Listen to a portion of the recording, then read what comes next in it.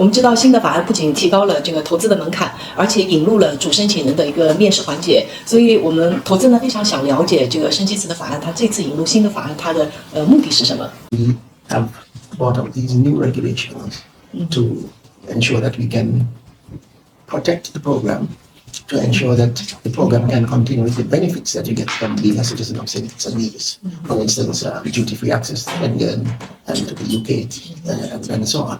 The UK and Schengen countries, for instance, they are very much concerned about CBI countries who offer financing and discounting. And so we wanted to put an end to that.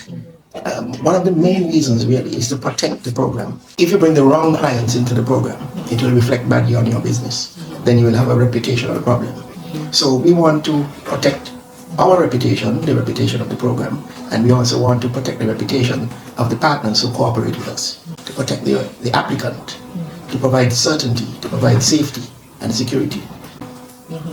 那我们也看到说，去年吧，我记得哈，就瓦努阿图的这个护照项目啊，他们是有这个欧盟的一个免签资格。那现在就欧盟取消了这个瓦努阿图护照的一个免签资格。那这个对于给圣基茨来说，会带来一个什么样的一个警示？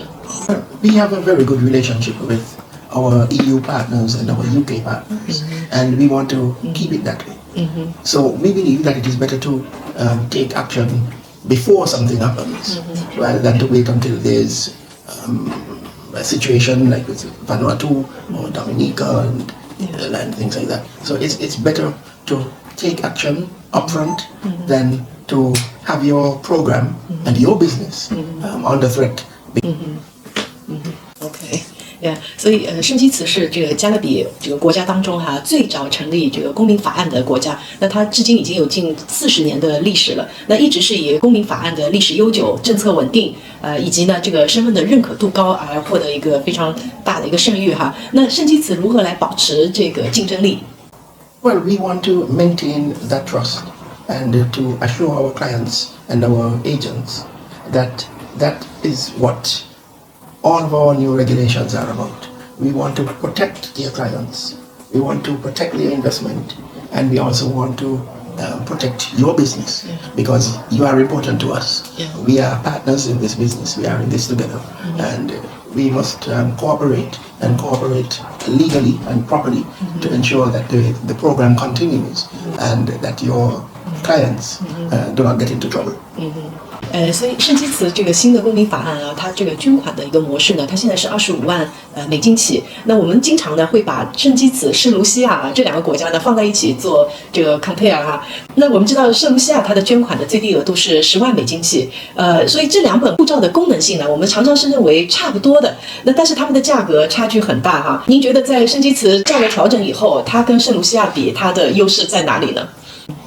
You'll find many of the other Caribbean jurisdictions will increase their price in 24. In 24. Yeah, I think the prices will be coming up. And as a UK-based company and government advisors to several CBI countries, we have dialogue regularly with the UK government. We have dialogue with the European Union, and they're very well aware of everything that goes on. Okay, so what is happening today is not going to be able to continue. It will not be the same. So the issue is that, okay, you sell this citizenship today, okay, but you sell the same kit citizenship and you sleep well at night because you know the client has chosen a good program, it's got longevity, it's 40 years old, okay, they're doing the right thing in the eyes of the UK, the European Union. I agree with you.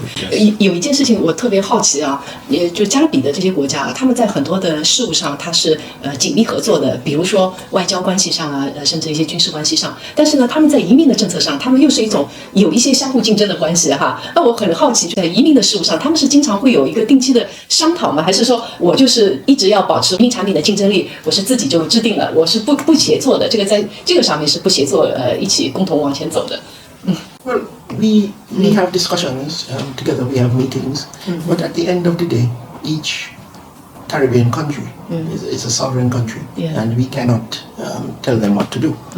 We encourage them to do the right thing, to not do discounting and financing, because we know from our own experience that only brings problems. But we continue to talk.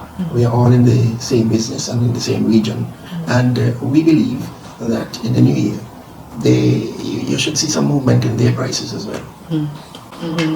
OK， 我们实际上看到这几年这个整个世界的局势是很多变的哈，这都会给我们护照的这个通行上面，或者是一些其他的一些附加价值啊，比如说开户啊这些方面，都会带来一些不如以往的那么便利哈。所以这一点上来讲，就是从局长的眼光来讲，我们是如何来保证这个圣基茨护照的它的这个使用功能上，还有在国际认可度上的一个很高的价值。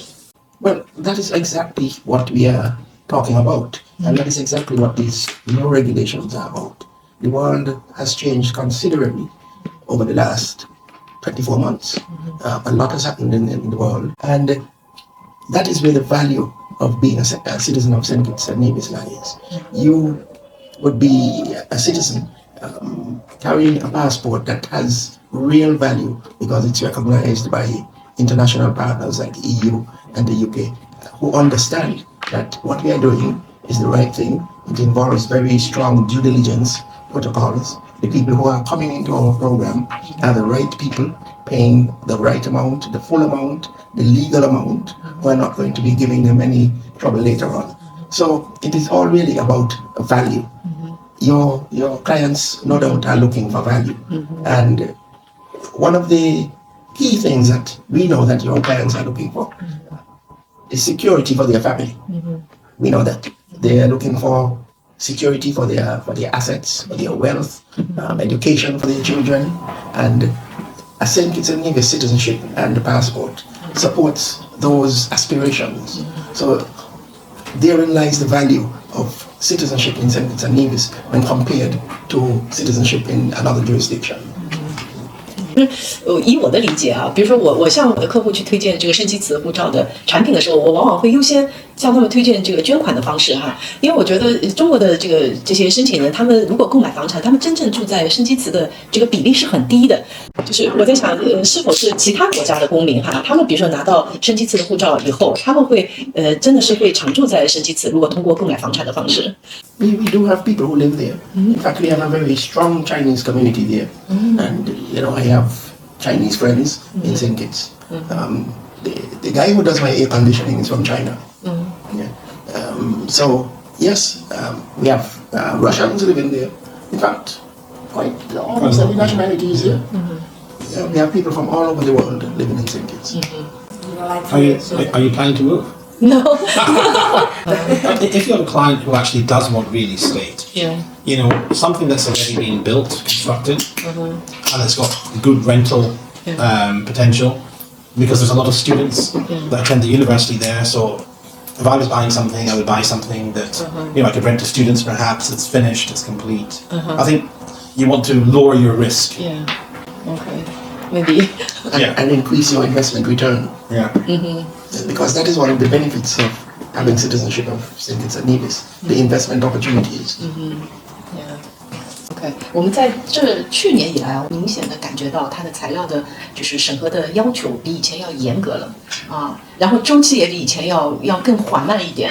那我们今天早上在会议上有听到局长说，就是政府是承诺啊，基本上在就是120天左右能够获得批准，但实际上我们在实操当中，实际上是有些客户是超过了这个审理期的哈。那这个我不知道局长他们是非常下决心说，我们一定把每个客户啊120天内给到答复呢，还是说这个稍微有一点延缓，也确实一个正常的这个情况。但是如果是过往提交在新政之前提交，它不适用在这120天。120天是指新政。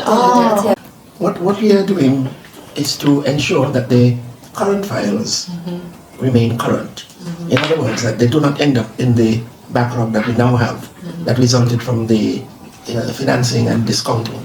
Because that is one of the main reasons why we have a backlog. The financing and the discounting. So we are separating those files so that new files remain current and are processed within the promised time of 120 days. While at the same time, we, as fees are received, then we process the files that are in the backlog that have been delayed. 如果新政以后，比如说捐款和购买投资地产，实际上它的审理期是一样的，是吧？还是说在这个方面审理期也会有一些先后不一样？ The contribution will definitely be faster. 非常感谢这个局长还有各位能够光临我们公司，我们是很喜欢这个项目哈，因为我们觉得这个项目一个它的审理周期比较快，另外一个呢它的获批率也很高，那确实也能够满足中国大陆地区的一些高净值客户的需求，所以我们是非常感谢能够到我们公司来拜访，我们也是希望说根据政府的这个法律啊，能够非常踏实的把这个项目落地介绍给我们的客户。